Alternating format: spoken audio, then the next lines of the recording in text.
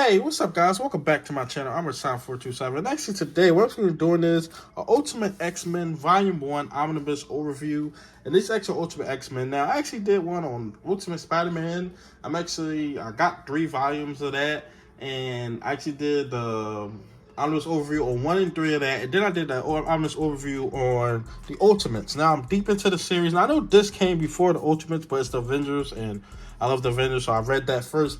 And I'm completely done with 2 volumes of Ultimate Spider-Man. I'm completely done with the Ultimates 1 and 2. Will I read 3? That's up in the air for right now. But it's basically Mark Miller stuff. But this is Ultimate X-Men right here. And this is the first Omnibus overview where I actually was deep into the book. I'm about halfway through this book. And overall, I would say I liked it.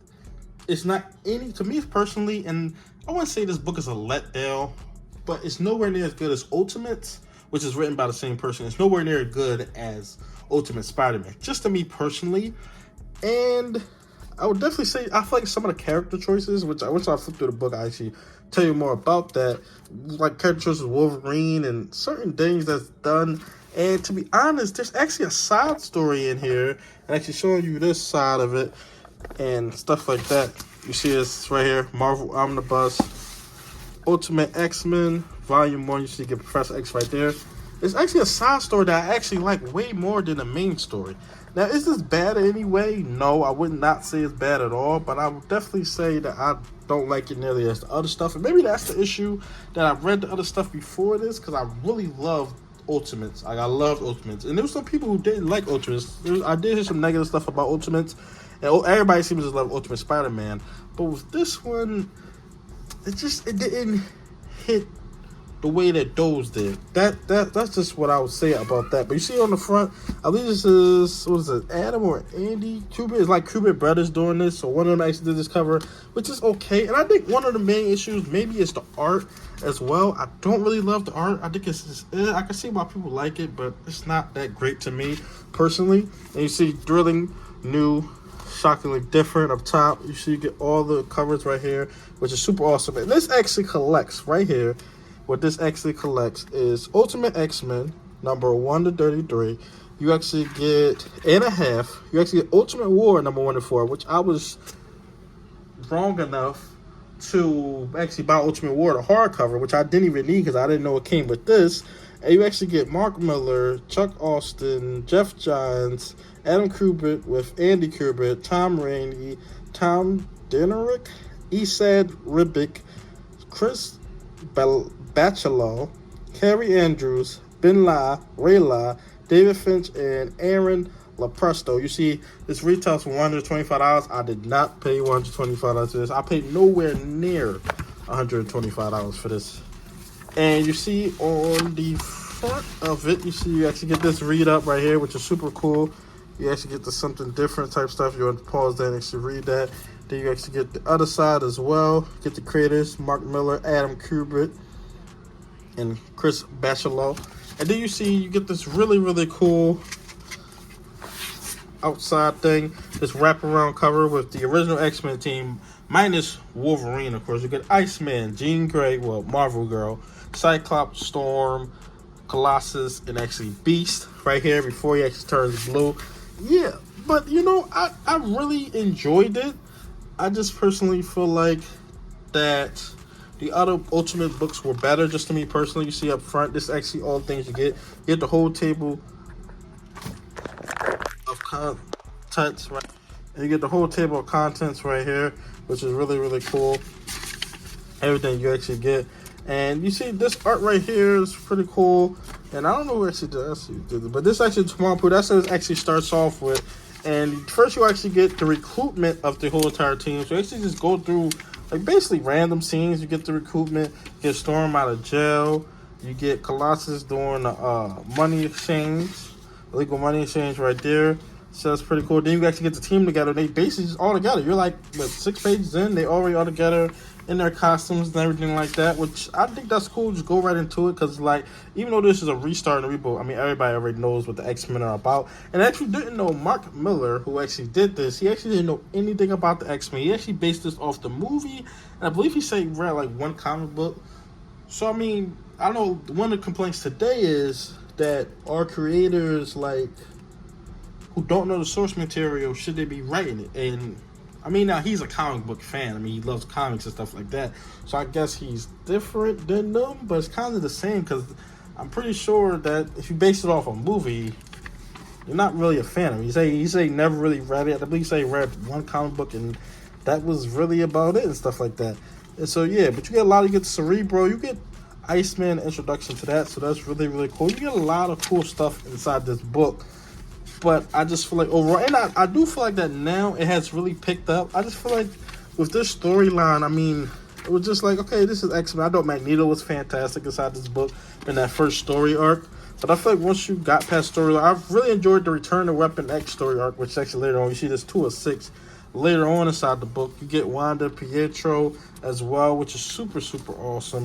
And then you actually get Wolverine and Jean Grey. And I guess this was one of my, I don't want to say it's an issue with the book. It's just like Wolverine just not, I feel like that Wolverine is always a jerk. He's always a certain type of way. But I feel like in this book, they hike it up times 10.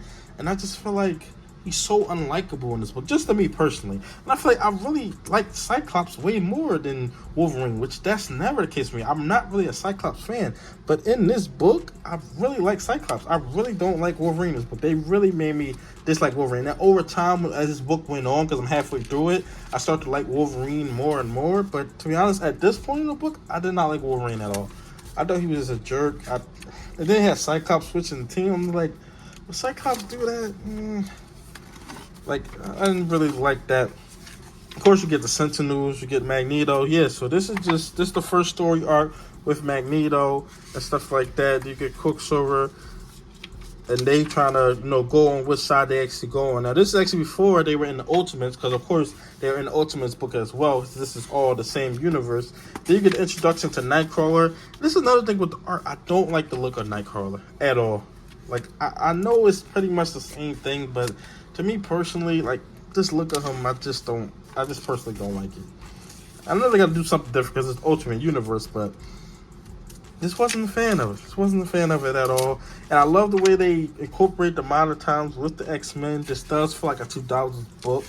And I do like the art in certain shots, like right here, but just at certain points in the book where I just don't like the art. And it does switch artists throughout the book, which is interesting because that's the reason in the front pages, if you see it, which I showed it earlier, it like switches throughout. So it'll show like this person get 21 to 23, but then this person did 24 or 25. And I believe the writing actually switched 2 issues out of nowhere, 14 and 15, I want to say, which to be honest, wait a minute, those are the ones that Mark Miller didn't do? Let me actually see. Because which ones did Mark Miller not do? So it's actually 13 and 14, which I'm going to be completely honest, that was like my favorite thing in this book. So the thing that Mark Miller actually didn't write, that 13 and 14, which I didn't even put that together because that's my favorite thing inside this whole book. Let me see if I can actually, this storyline right here.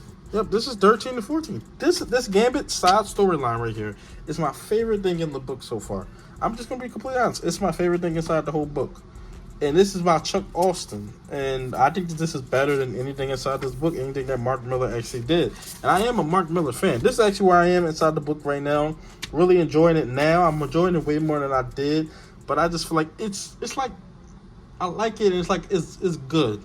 But it's not that over the line where I'm like, oh my god, this is fantastic. I actually love it. I don't love it. I like it, not love it. That's what I'm actually saying. See, this is on the X-Men World Tour where they actually over in Europe and stuff like that. And we actually get a cool story. I do like the story that they're telling right now with Professor X's son. So that's really, really cool. But yeah, you get some nice art. This art is way better to me than that art earlier, to be honest. I'm not a fan of this art is all. You see there's a lot of art change and stuff like that. I believe this is the half storyline that Jeff Johns actually did. Was one of my other favorite writers as well, which is super, super cool right there. Yeah, just really, really cool. With the introduction of so many different characters. You get Rogue in here. You have, and this is actually Ultimate War right here. So you actually get that inside here, which they usually don't do that. And I think I like the most. They actually put it in order. So they actually put the half in the order supposed to. They put Ultimate War because sometimes they'll just put it over at the end, and then it's just like, I'm not reading this in order. This is my first time reading this, and I'm not reading in order. I don't really like that. Like, I'm not reading in order, but I will say that overall, I'm really enjoying this. I would have to read the whole entire thing. I'm probably still getting volume 2, just because if I feel that Mark Miller writing overall, once I get to the end of the book, wasn't up to par, he actually is not writing volume 2. It's actually Brian Michael Bendis, and I believe Robert Kirkman takes over. So there's a lot of changes on this. Instead of where you have Ultimates and Spider-Man, where it's the same people the whole way through, this actually had a lot of changes because Mark Miller actually did 1 to 33. But yeah, let's actually show the extra stuff that actually comes inside this book. You actually get Ultimate X-Men right here, and this is actually Dynamic Forces #1. You actually get Dynamic Forces variant Adam Kubert, and you actually get another one right here, Activision variant X-Men Legends. And you actually get an Ultimate Collection Trade Paperback Volume 1. You get a Trade Paperback Volume 2 right there. Then you get the Book 3 Trade Paperback. Then you get something about Mark Miller and the Genesis.